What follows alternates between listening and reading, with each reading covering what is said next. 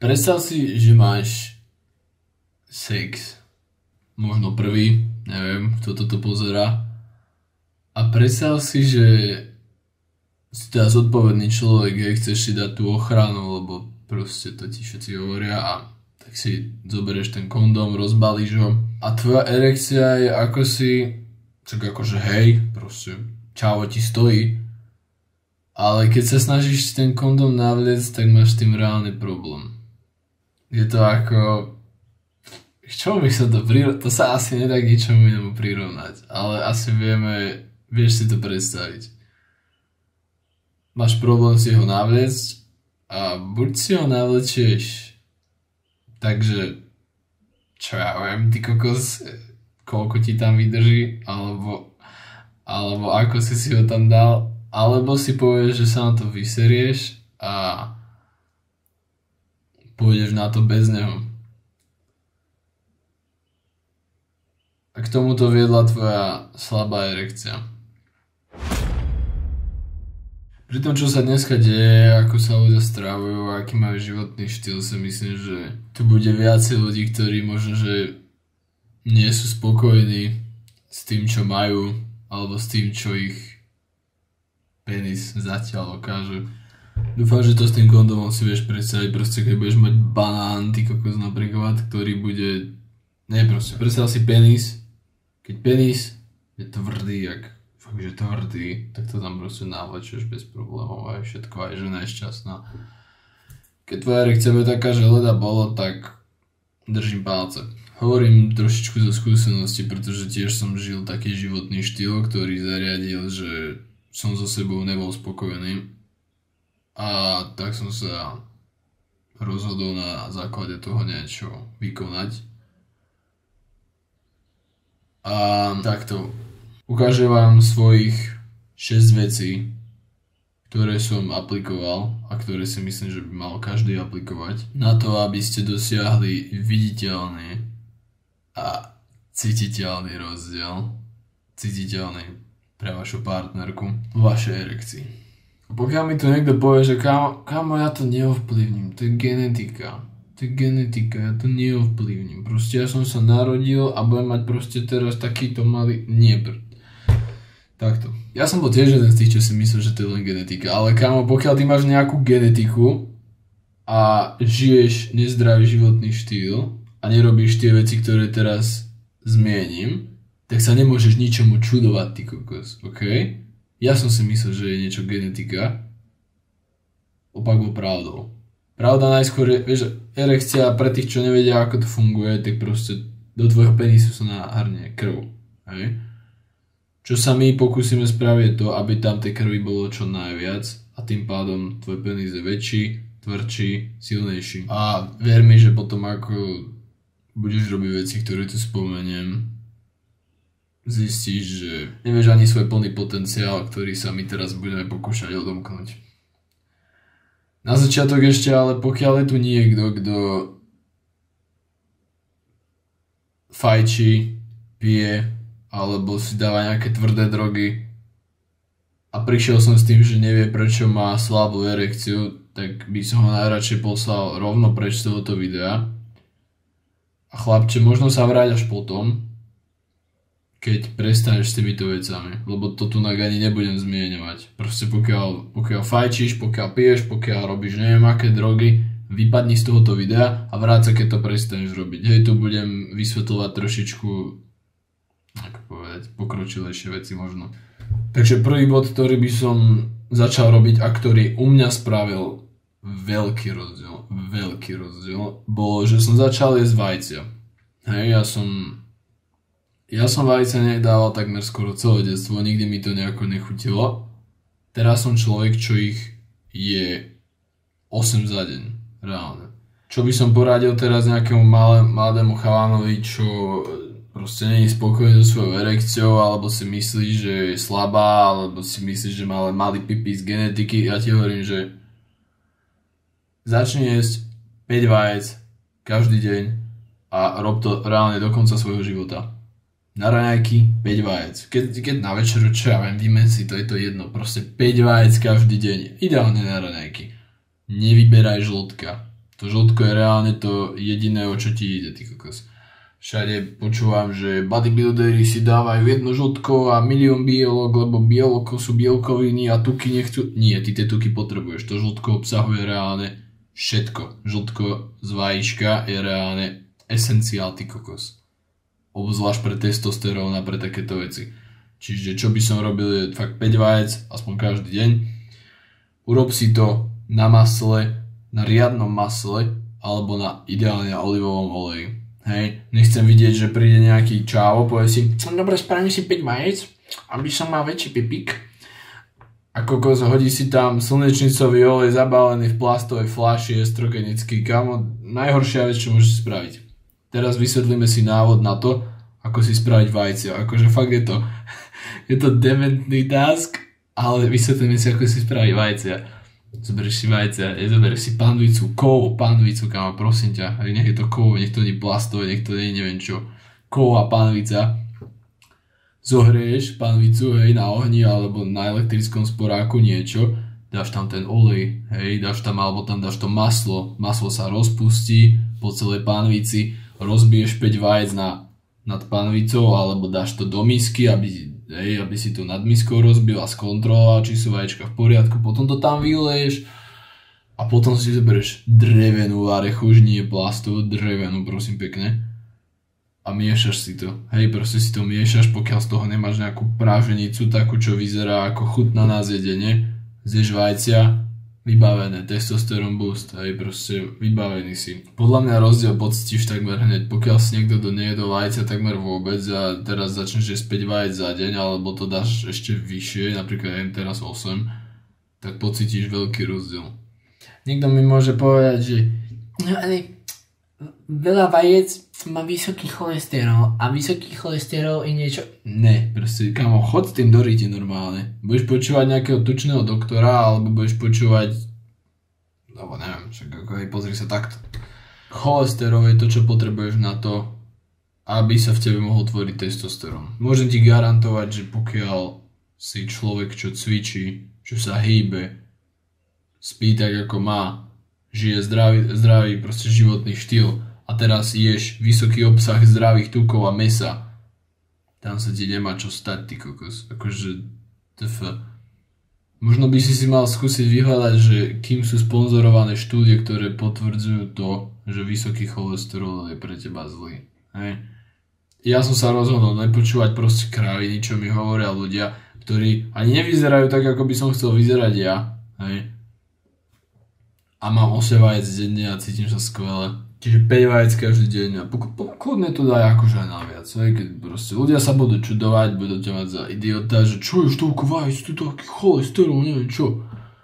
Pokiaľ ty si zdravý človek a vieš, že ješ proste zdravo a hýbeš sa, tak není problém to, že ješ 5 vajec. Hej, problém s cholesterolom má väčšinou človek, akože fakt, že problém, podľa mňa, ktorý je, áno, veľa tukov, ale spracovaných, nezdravých, a do toho ešte pridáva cukor, ktorý sa v ňom ukladá. Hej, pokiaľ ti hovorí človek, ktorý je cukor, akože fakt, že vo veľkom je cukor, sneky a hovadiny, a on ti bude hovoriť niečo na to, že nemáš zdravé tuky, lebo s cholesterolom takého človeka, čo žere cukor, hovorí ti, aby si nejedol zdravé tuky, to ani rovno nepočúvaj, rovno to nepočúvaj, to môžeš jedným uchom, no druhým von. Lebo ľudia ti budú hovoriť, že cholesterol je zlý, hej, a potom namiesto toho, aby jedli teda zdravý cholesterol, zdravé tuky, tak si proste dajú cukor, alebo prečo nie, cukrovka je lepšia ako vysoký cholesterol, že? Druhá vec, ktorá je hádam každému jasná, ale treba to spomenúť, kámo, spánok, hej. Spánok je proste alfa, omega, takmer všetkého. Hej, ty proste nemôžeš, a strašne sa to podceňuje, kámo, ty nemôžeš podceňovať spánok. A niekto povie, však ale môj spánok je pohode, veď ja spím 7 hodín. Nie, kámo, ty si 7 hodín v posteli, 7 hodín nespíš. Pokiaľ stráviš v posteli 7 hodín, tak si 7 hodín nespal. Chápeš, čo myslím? Ja mám v posteli 9 hodín. Aby som spal približne 8, hej, neviem koľko presne z toho prespím, ale 9 hodín som v posteli a spím možno, že o pol hodinu, max hodinu menej. Vieš čo myslím? Treba si rezervovať viacej času v tej posteli, to je asi taká najväčšia chyba, čo všetci robia. Že si povedia, keď zaspávajú, majú teraz nejaký čas na hodinkách, že čo 10 hodín idem do postele, pohodička. Nezaspíš hneď, nezaspíš hneď. Pokiaľ ťa ten budík zobudí, že ťa zobudí zo spánku, tak očividne si nespal dosť. Tak to poviem. Takto, keď som začal jesť tie vajcia, keď som zdokonalil svoj spánok, vtedy som videl asi najväčšiu zmenu, v tom, ako môj temný rytier prekrvoval svoje svaly. Neviem, proste chápeme sa. A ten rozdiel som nezistil iba ja, ako som hovoril na začiatku, ten rozdiel bol naozaj cítiteľný, aj to pre toho partnera. Čiže čo sa týka spánku, rezervuj si viacej času v posteli, naozaj. 1-2 hodiny pred spaním na nerieš nejakú obrazovku, telefón, televízor, počítač, proste vypni tieto veci. A ináč sú ľudia, ktorí vypnú tieto veci a potom urobia ďalšiu sprostosť. Nehajú si zapnuté svetla, ktoré majú nad hlavou. Kámo, to je najväčšia blbosť, čo môžeš urobiť reálne. Svetla celkovo škodia tomu, keď ty sa snažíš zaspať. Tak to jednoducho funguje. Z nejakého dôvodu, pokiaľ sú to svetlá, ktoré sú fakt, že stlmené, pokiaľ sa nachádzajú na zemi, alebo niekde, nemôže to byť na tvoju hlavu jednoducho. Neviem, prečo tak funguje, ale je dokázané, že to neskutočne porába tvoj spánok a tvoje mentálne zdravie, keď proste po nejakej 8 hodine večer už máš proste vonku tmu a všetko a ty si teraz doma svietíš čestne pred spaním nad hlavou, tak to robí veľké veci. Vypínajte tieto svetlá, svietite si nejakými stlmenými lampami, keď naozaj potrebujete. Pokiaľ používate sviečky, tak vám to nejak neoblíži, pretože oheň ako taký toto nejak neovplyvňuje, keď sa snažíš zaspať. Ty môžeš čumeť do ohňa a za chvíľu zaspíš bez problémov, to je dokázané. To isté platí pre mesiac, ale to je jedno, vypínajte si svetla 1-2 hodiny pred spáním. Ďalšia vec ku spánku, ktorú som ja tak začal posledne robiť a myslím si, že to mi pomohla a veľa ľudí to podceňuje. Zalepte si hubu. Nemali by ste dýchať ústami, proste nos máte nadýchané, a veľa ľudí si to neuvedomuje, ale to, že dýcháš nosom versus keď dýcháš ústami, má v tebe z dlhodobého hľadiska veľmi drastické účinky v tom, ako vyzerá tvoj ksicht, v tom, ako je okysličené tvoje telo, v tom, ako sa celkovo detoxikuješ, pretože tvoj nos je reálne ako ľadovec, väčšina z neho je pod povrchom a to je fakt. Neuvedomuješ si, aký silný je tvoj nos, čo týka dýchania, tvoj nos všetko vyfiltruje, lepšie okysličuješ svoje telo a cez ústa sa ti stane to, keď teda dýcháš v noci cez ústa, že sa potom príliš často budíš, pretože tvoje telo nie je dostatočne okysličené. Mne sa toto dosť stávalo, že som sa prichytil, ako som spal s otvorenou hubou, a zobudilo ma to, neviem čo ma zobudilo, ale zobudzal som sa strašne často a to totálne porába tvoj spánok. Ja používam proste kúsok malej pásky takto cez ústa, aby som mal zavretú hubu, dýcham nosom úplne bez problémov, nikdy sa mi nestalo, že by som sa nejako dusil alebo niečo, ty kokos. Lepšie sa mi odtedy spí, cítim sa proste lepšie, Odporúčam to jednoznačne vyskúšať. Nepoužívajte prosím vás nejaké proste obyčajné lepiace pásky, čo máte niekde z papieríctva. Choďte do drogérie, ty kokos, kúpte si nejakú papierovú alebo textilnú, nepoužívajte veľmi tie plastové krajiny, prosím vás. A vyskúšajte to, takto keď si dáš malý pásik, to ti nič nespraví, keby si chcel, tak reálne otvoríš ústa. Nemáš problém, nezadusíš sa, neboj sa.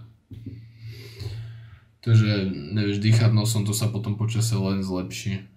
Budeš schopný dýchať nosom, uvoľnia sa ti tie nozdry počasie, ako začneš znova viacej používať nos a je to niečo, čo by som vrelo odporúčal. To sú také dva body, ktoré u mňa spravili asi ten najväčší rozdiel.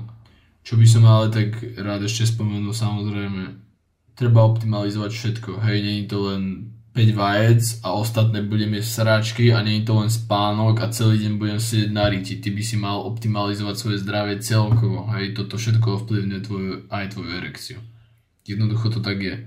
Tvoje telo je jedno ako celok. Hej, ty proste musíš brať ohľad na všetky aspekty tvojho zdravia. To platí pre hormóny, to platí pre cvičenie, aby si bol dostatočne na slnku, to platí pre tvoju stravu celkovo a vitamíny, minerály, všetky tieto veci. Nebudem teraz tu vymenovať všetko, čo máš robiť pre svoje zdravie, lebo toto video by trvalo 2 hodiny, ale jednoducho treba brať na to ohľad. Hej. Chcel by som ťa iba nakopnúť do toho, aby si začal robiť research, že čo robiť so svojím telom na to, aby bolo čo najzdravšie. Hej. A toto ti pomôže maximalizovať tvoju erekciu. Niekto mi tu bude hovoriť, že však som zdravý, nič mi není, hej, nič mi není, nič necítim. Kámo, čo ti mám k tomu povedať, ty kokos? Keď si nikdy, proste ty si tu, ale ty si nikdy nebol tu. Hej, tak tu si spokojný, však samozrejme, myslíš si, že ti nič není. Že raz keď sa dostaneš sem a potom povieš naspäť, tak ti dobne, že niečo ti je. Ty keď si sa sem nikdy nedostal, tak tu ti je dobre. Keby sa dostaneš nižšie, tak vtedy ti už niečo je, vtedy pohodička. Ale ty si teraz tu, mohol by si byť tu, hovoríš si, že nič ti není, pretože nikdy si sa nedostal na takýto bod. Nikdy si sa tam nedostal. Nehovorím, že nič ti není. Dobre vieš, že tvoje zdravie by mohlo byť na tom o mnoho lepšie. Ďakujem. Jednoznačne sú suplementy, ktoré by som takže odporúčal brať, hej, a ktoré aj ja beriem vo svojej diete na to, aby tá moja erekcia bola čo najlepšia. Ten prvý je samozrejme zinok, hej, ale to možno, že aj viacerí počuli. Zinok má jednoducho pozitívny efekt na testosterón, na erekciu a na milión ďalších vecí, ale hlavne na tieto dve. Vitamín D3, hej, deficit vitamínu D3, máš proste nižší testosterón a to súvisí aj s tou tvojou erekciou. Buďte na slnku, ideálne buďte na slnku, nepredávkujte sa ničím, ani tým Dčkom, keď je menej slnka, tak si daj, ale ideálne, aby si chodil proste po slnku.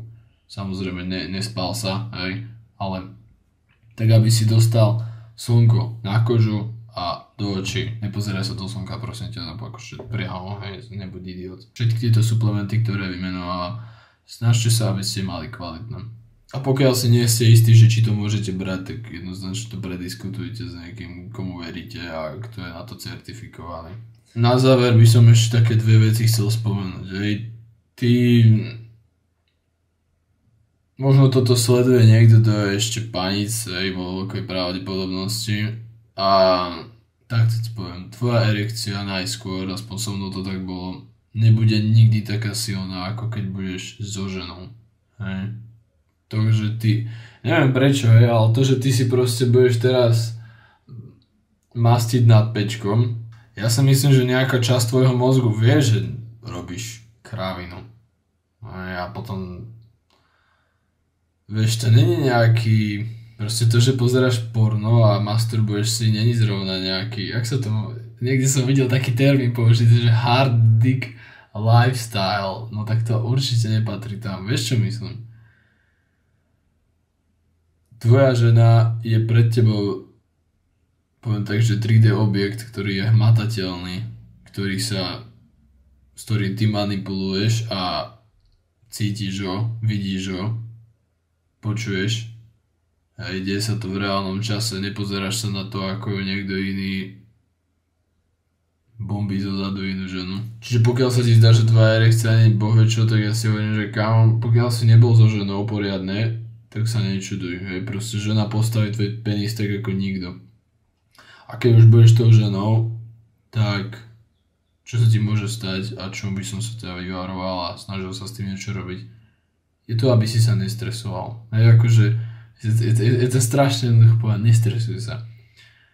Pravda je takáto. Môžeš mať dvoch ľudí v rovnakej situácii, všetko so všetkým a jeden sa bude stresovať, jeden sa nebude stresovať. Proste stres je svojím spôsobom mindset, hej, proste dýchaj. Ona v tej situácii, pokiaľ ty si paníc, ona je panna a vy ste proste spolu teraz prvýkrát a chystáte sa, ona má trikrát väčšie stresy ako ty, hej, to ti môžem garantovať, kámo. A potrebuje ona niekoho, kto ju v tom bude viesť, hej, potrebuje chlapa na to, aby to celé proste viedol. Vieš čo myslím? Mal by si byť ten dominantný, čiže nestresuj. Ona je tá, čo by mala stresovať, nie ty, nauč sa to. Hej, lebo to hrá tiež veľkú rolu v tom, teda, že či máš tú erekciu takú, ako by si ju chcel mať. Dúfam, že ti to pomohlo a daj odber a chod si uvariť tie vajcia a nech vieš, o čom hovorím. Čau.